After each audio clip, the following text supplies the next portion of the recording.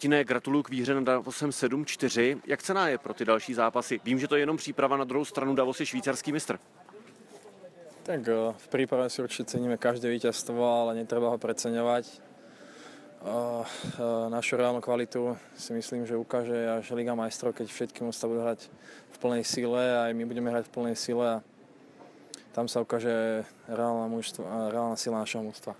Jaký to byl zápas? Vy jste poměrně snadno vedli 5-1, pak přišel výpadek 5-4, ale přijde mi, že ten konec jste si zkušeně pohlídali a ta výhra je zasloužená. Tak prvá tretina, viac menej sa lietalo hore-dole, nebolo tam moc presilových oslabení a bol ten zápas vyrovnaný.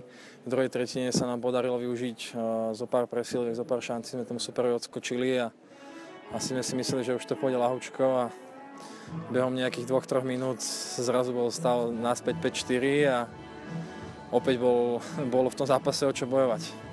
Zase si se brankově prosadil, navíc dneska 2+1. Pamatuješ období, kdy jsi takhle střílel góly za gólem a určitě těší, že ses takhle uvedl a že vlastně už máš, řekněme, nějaký ten první gól v novém týmu za sebou a že už to bude jenom lepší.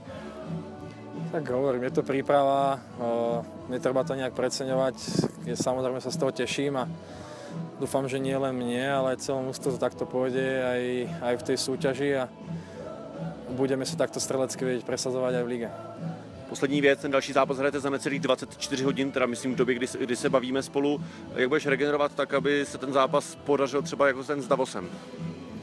Tak, ako vždy, teraz si dáme ľahkú večeru a možno si pozrieme ešte zvyšok zápasu, čo je po nás a myslím, že potom každý si pôjde oddychnúť na tú izbu a trošku sa vyspať.